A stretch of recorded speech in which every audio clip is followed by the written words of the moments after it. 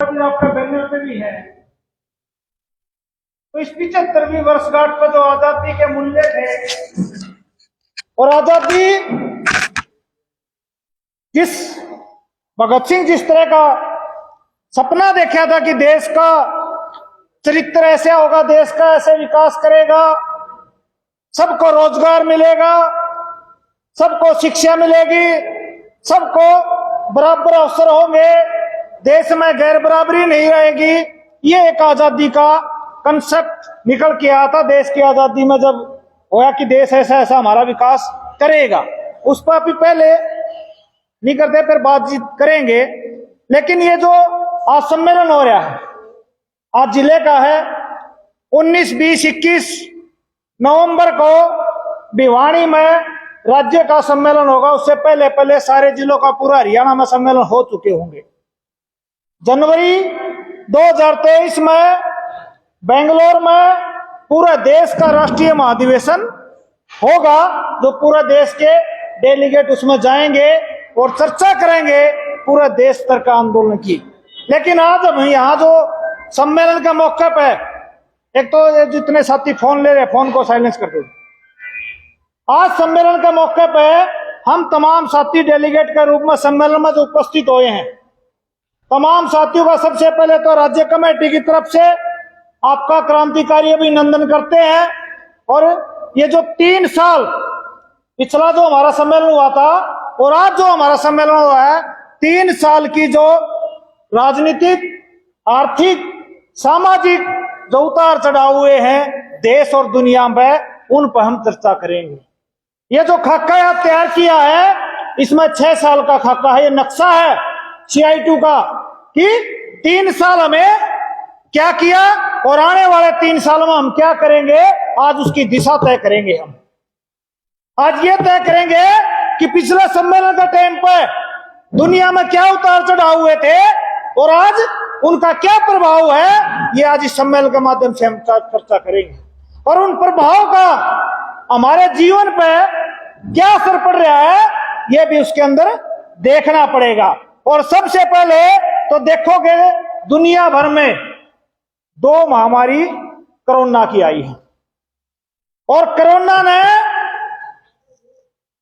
देश में, दुनिया में हाहाकार मचा दी। जो देश नुके दे कि हम सब सर्वोपरि हैं, उस देश की भी हवा निकल गई। क्यों निकल गई? क्योंकि जिन देशों में स्वास्थ्य का ढांचा विकसित नहीं था, उन देशों में सबसे ज्यादा मौतें हुई हैं। और कोरोना ने यह दर्शा दिया कि देश और दुनिया में मंदिर मस्जिद की जरूरत नहीं है, हॉस्पिटलों की जरूरत है, साइंस की जरूरत है। और जो सबसे पहले कह रहे हैं, प्रचार भी कर रहे हैं कि चीन ने बोला, उनने कोई ऐसा वायरस बना दिया कि उससे पूरा दुनिया में हलचल मच गई। और जहां से शुरुआत हुई, उनने तो अपने आप को कंट्रोल भी किया। लेकिन जिन देशों में जो पूंजीवादी देश है, खासकर अमेरिका, जो न्यू का हम पूरी दुनिया पर राज करना चाहते हैं, सबसे मजबूत है, उन देशों की चूल्हे हिला दी इस कोरोना की वजह से। क्योंकि स्वास्थ्य का ढांचा सारा प्राइवेट कर चुके थे, सब बीमा कंपनियों का हवाले था। लेकिन अपने देश में स्वास्थ्य का ढांचा, जो खासकर जो आशा वर्कर बैठी हुई है, और कुछ बचा हुआ था, तो अपने देश में इतना प्रभाव नहीं पड़ा। लेकिन और तमाम देशों में, इसमें हमें यह भी देखने की जरूरत है कि देश में और दुनिया में 2 ही सरकारें हैं भाई, और 2 ही वर्ग हैं, एक कमा की खानियां, एक लूट की खानियां।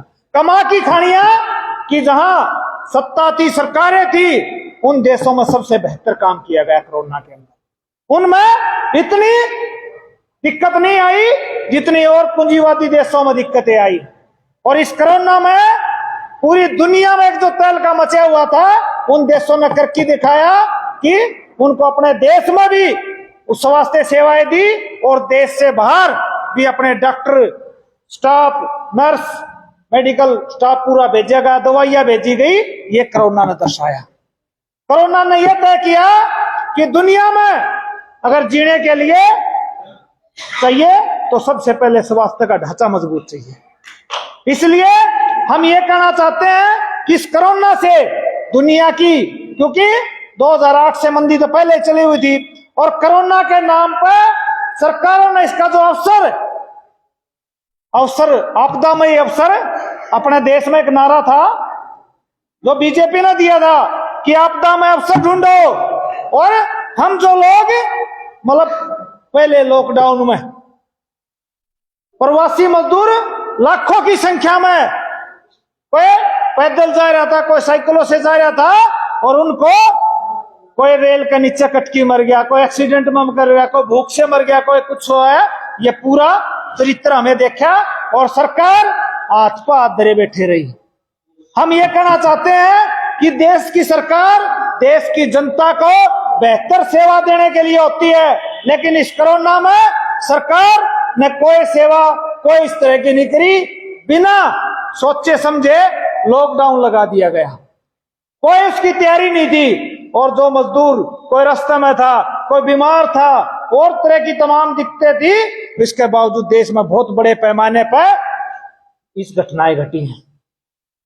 भिवानी की घटना है, एक मजदूर ने एसएचओ से पानी मांग लिया, सिर में डंडा मारा, सिर फूट गया। हमारे साथियों ने उसका सीटी स्कैन कराया, उसकी दवाई दिलाई, उसको बिहार भिजवाया। ये हमें दिखाता है कि सरकार ने जो कोरोना पर बंदोबस्त करने चाहिए थे, वो बंदोबस्त ना करके न क्या चर्चा थी कि गांव में तबलीगी जमात के बेला मुस्लिम आ रहे हैं और कोरोना फैला रहे हैं, यही प्रचार था। और खासकर कई जो गांव में मस्जिद थी, मजारे थी, उनको तोड़ा गया, उनमें आग लगाई गई। कोई दाढ़ी बढ़ा रहा है, कोई टोपी पहन रहा है, तो बोला ये कोरोना फैला रहा, इस नाम पर देश की सरकार ने नफरत फैलाई गई। हम ये कहना चाहते हैं कि ये जो कोरोना है, ये हवाई जहाज में बैठ के आया था, और हवाई जहाज में जो मोदी का यार था ट्रंप, वो आया था, और जहां जहां से वो गुजरा वहां वहां कोरोना की चपेट में लोग आते गए, और पूरे देश में उसका पूरा प्रभाव फैला गया। चेक तो एयरपोर्ट पर करनी चाहिए थी, लेकिन पूरे देश में बिना सोची समझे लॉकडाउन लगा के देश को, जनता को भूखे मारने का काम किया गया। कई हमारे देश में राहत सामग्री के लिए कैंप लगाए, घर घर जाके उनको राहत सामग्री दे के आए। ये हमारे हरियाणा में भी और पूरे देश के स्तर पर भी किया गया। लेकिन सरकार का जो बंदोबस्त है, हम तो भिवानी की बता सकते हैं, और जिलों की बता सकते हैं, पूरा हरियाणा की बता सकते हैं कि सरकार का जो राशन भी आया, वो राशन ऑनलाइन का चक्कर में बोला ऑनलाइन का रिकॉर्ड बनाएंगे, ऑफलाइन का रिकॉर्ड बनाएंगे, उस आटे में कीड़े चलने लगे, लेकिन वो वितरण नहीं किया गया। तमाम जन संगठनों से पैसे इकट्ठे किए, घर घर जाके लिस्ट बनाई कि भाई किसको दवाई की जरूरत है, किसको किस चीज की जरूरत है। भिवानी में तो 5-7 महिला तो ऐसे पाई जिनको डिलीवरी हो चुकी थी, लेकिन कोई गरीबी के कारण कोई उनको संभालने वाला नहीं था। उनको दोनों टाइम पर दूध और जो शुद्ध भोजन है वो भी पहुंचाने का काम किया गया। ये है कोरोना में। और दूसरी जो लहर आई, उस लहर में सरकार बड़े बड़े दावे कर रही थी, लेकिन वो दावे सारे फैल पाए। जो ऑक्सीजन की बात करते हैं, वो जब जरूरत पड़ी वो ऑक्सीजन नहीं मिली, और सरकार झूठे खोखले दावे करके ना नए हॉस्पिटलों का उद्घाटन कर रही थी, लेकिन ऑक्सीजन, सैनिटाइजर और तमाम तरह की जरूरतें थी, उसमें टाइम पे एक नई चीजें पाई गई। ये जरूरत, ये आशा वर्कर बैठी, सबसे ज्यादा इन्होंने काम किया कोरोना के अंदर, लेकिन इनका भी जो वो मिलना चाहिए था, वो डॉक्टरों ने तो यहां तक लिख दी कि आप वो जो पीपी किट होती है डॉक्टर पैर के काम करते हैं, कि हमारे मरने के बाद हमारी कब्र पर रख देना, वो भी टाइम पर नहीं मिली। आम आदमी को कहां सुविधा ये देंगे। तो हम कहने का मतलब ये है कि इस कोरोना में सरकार पूरी तरह से फेल हुई। जो ऑक्सीजन का सिलेंडर, हमारे एक साथी अरविंद भारद्वाज है, उसके पिताजी का इस बीच में कोरोना हो गया था, वो सिलेंडर नहीं मिला, बड़ी सिफारिशों से सिलेंडर मिला, और उस दौरान उसके पिताजी की मौत भी होगी। हमारे भी और रिश्तेदारी में, कोई परिवारों में बहुत ज्यादा लोग मारे गए हैं। संसद के अंदर प्रधानमंत्री झूठ बोल रहे हैं कि इतने नहीं मारे गए, लेकिन यह बड़ी संख्या है। और उसकी संख्या का अंदाजा हम इस बात से लगा दे सकते हैं कि जिस गंगा जल को अपने घरों में छिड़कते हैं, उसमें लाश तिरन लग रही थी। चील कौवे कुत्ते उन लाशों को मुंह नोचन लग रहे थे। शमशान घाटों में लंबी लंबी लाइनें थी, लेकिन नंबर नहीं आ रहा था। ये हालात थी कोरोना में।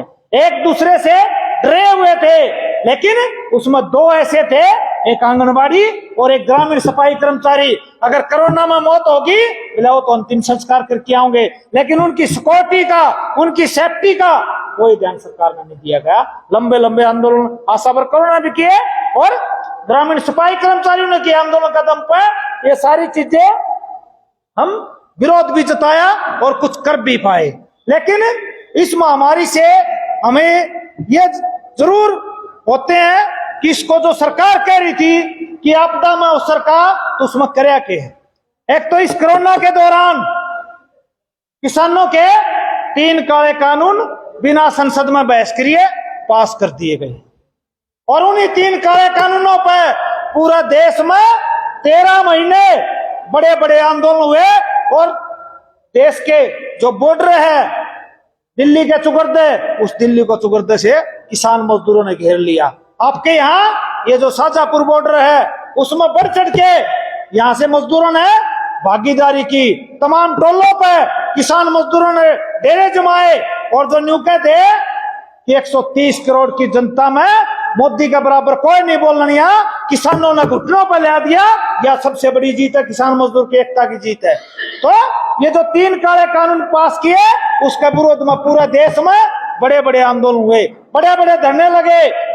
कई कई दिन 13 महीने तक दिल्ली का पूरा बॉर्डर सील होया। उसमें तमाम साथियों की भूमिका है, वो चाहे शाहजहांपुर बॉर्डर है, टिकरी बॉर्डर है, तमाम बॉर्डरों पर देश का मेहनत कश मजदूर, किसान, कर्मचारी बढ़ चढ़ के भागीदारी की। और सर्दी का मौसम में हम तो शाहजहांपुर बॉर्डर की कह रहे हैं, शुरुआती में जब रोड जाम करना था गए तो वहां कोई बंदोबस्त नहीं था, लेकिन उसी रात रजाइयों का और तमाम तरह का सारे बंदोबस्त देश की जनता ने किए। तमाम मेहनत का जनता ने कहा कि आप आंदोलन में बैठो, सारी चीजें मुहैया होंगी। और रोजाना जो पहले गए थे, क्योंकि वो तो 3 दिन का आह्वान था, अपना प्रदर्शन लेके दिल्ली जाना चाहते थे, लेकिन सरकार ने बीच में गड्ढे खोद दिए, बैरियर लगा दिए गए, कील लगा दिए गए कि देश का मेहनत का किसान मजदूर आगे ना जा सके। ये है देश की तस्वीर। जो अंग्रेज वो आएंगे उस बात पर भी। जब देश की क्रांति का कोई आंदोलन होता था तो अंग्रेज ऐसे ही किया करते। 1857 का गदर देखोगे, लोग मतलब नुपेडों पर टांग दिए, बहुत बड़ी सादत दी, लाखों लोग मारे गए। ये 80 की लाल सड़क है, उसके ऊपर बुलडोजर चला दिया इंसानों के ऊपर। वो सड़क आज लाल सड़क के नाम से मशहूर है। देश में और भी बड़ी कुर्बानियां हुई, बड़े बड़े। और जो 1857 का संग्राम था उसमें अंग्रेजों ने जिस तरह से देश की जनता पे जुल्म करे, इस सरकार ने ऐसे ही काम किया। भाई वो क्या लेने जा रहे थे दिल्ली?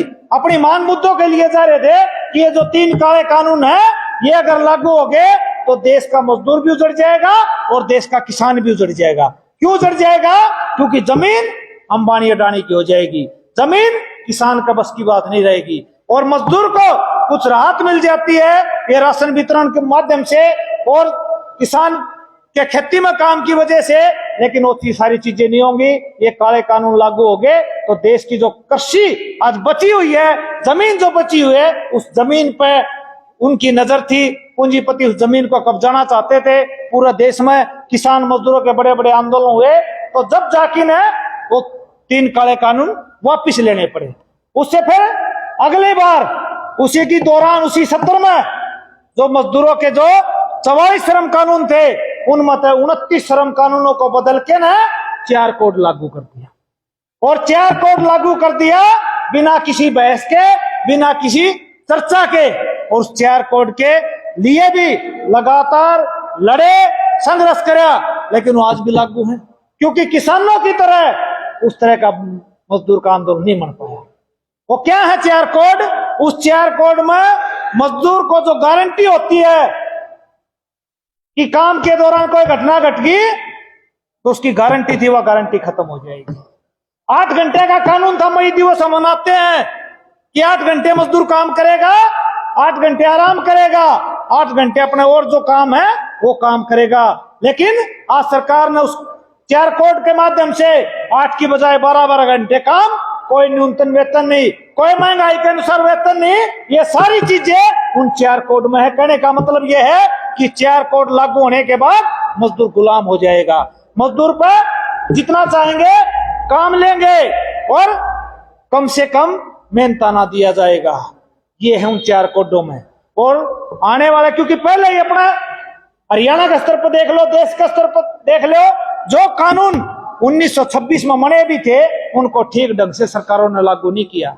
उनमें कटौती की गई, और कटौती इस बात की है कि लिबर्टी का जूता बनाने वाला मजदूर लिबर्टी का जूता नहीं पहन सकता, मारुति का मारुति बनाने वाला मजदूर मारुति नहीं खरीद सकता। इसलिए हम कहना चाहते हैं कि जो उत्पादन करता है उसको उसका पूरा दाम नहीं मिल रहा। ये लड़ाई है। उस श्रम कानूनों को और कटौती करने के लिए, उन मजदूरों का और खून चूसने के लिए सरकार ने 4 कोड बना के ना मजदूरों को हायर एंड फायर की नीति लागू कर दी कि कितना है लूटो, कितने घंटे काम लो, कोई बोलने वाला नहीं। और अब तो या सब्र कर बैठी है। क्या है इनका? मानदेय के नाम पर 4000 फिक्स, लेकिन काम कितने तरह का लेते हैं। इस कोरोना के दौरान पूरा हरियाणा में बड़े बड़े आंदोलन हुआ सब्र करो के, लेकिन सरकार ने समझौता भी कर लिया, सरकार की नाक भी रगड़वा दी, लेकिन उसके बावजूद भी जो लागू करने के पक्ष पर सरकार की अभी भी नीयत में कमी है। तो इन सारी चीजों की अभी चर्चा करें तो सरकार ने जो अवसर की अभी बात करते हैं, वो अवसर सरकार ने अपने इन चीजों को बेचने के लिए, अपने हक में नीति लागू करवाने के लिए, मजदूर किसान का कुछ मिल रहा है उन पर लाल लीक पिटने खातिर इस अवसर का प्रयोग किया गया। और तीसरा जो काम है वो है निजीकरण। तमाम महकमे का कोरोना में स्कूल तो वैसे ही नहीं खुलने दिए, और ऑनलाइन के नाम पे काम भेजने लगे। जिसके बच्चे 3 हैं, इसे चिकने चिकने फोना में चाहिए 15-20 हजार का फोन आवा, 3 कहां से लाएंगे भाई। तो सबसे बड़ा जो हमला है कोरोना में वो हमारी शिक्षा पर किया गया। हमारे बच्चों की जो नींव थी वह कमजोर कर दी गई। ऑनलाइन के नाम पे स्कूल नहीं खुलने दिए, और सब कुछ खुला था, ठेके खुले थे और तमाम चीज खुले थे, लेकिन स्कूल आखिरी में बड़ी मुश्किल से खुले गए, और बच्चों की जो एक पढ़ाई का रूटीन था वो सारा डिस्टर्ब हो गया। तो आज हम ये कहना चाहते हैं कि जो निजीकरण है, सरकार सारे सरकारी महकमे को बेच की अंबानी अडानी का हवाला कर रही है। क्यों कर रही है?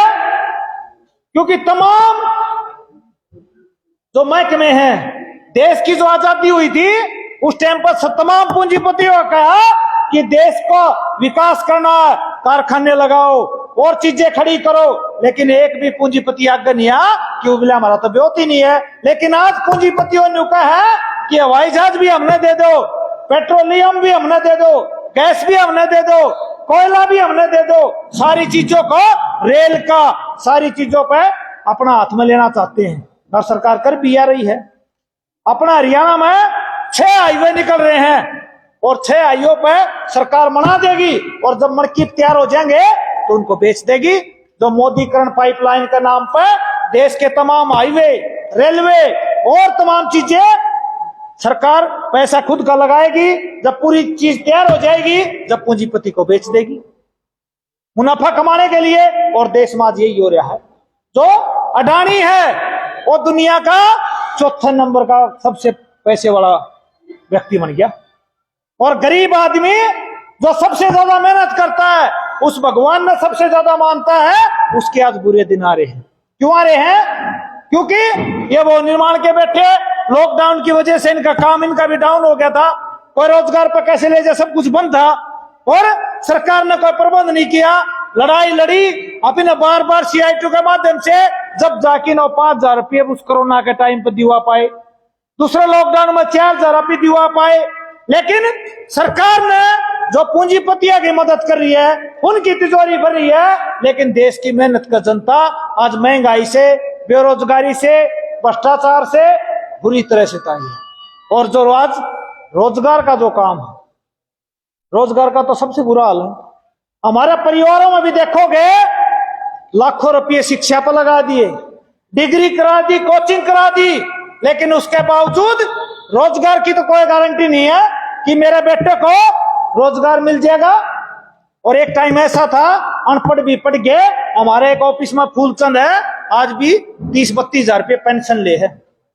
और अब तो नौकरी है 20-22 हजार की, छोटी है बड़ी मुश्किल से, वह भी ठेका पे, डीसी रेट पे।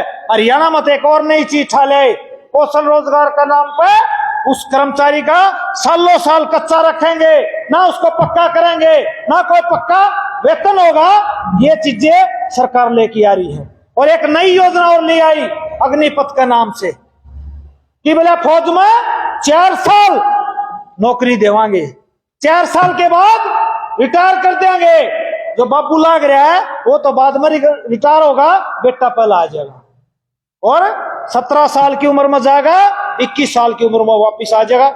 हथियारों की ट्रेनिंग वैसे दे देंगे, 21 साल की उम्र में आने के बाद क्या करेगा वो फिर?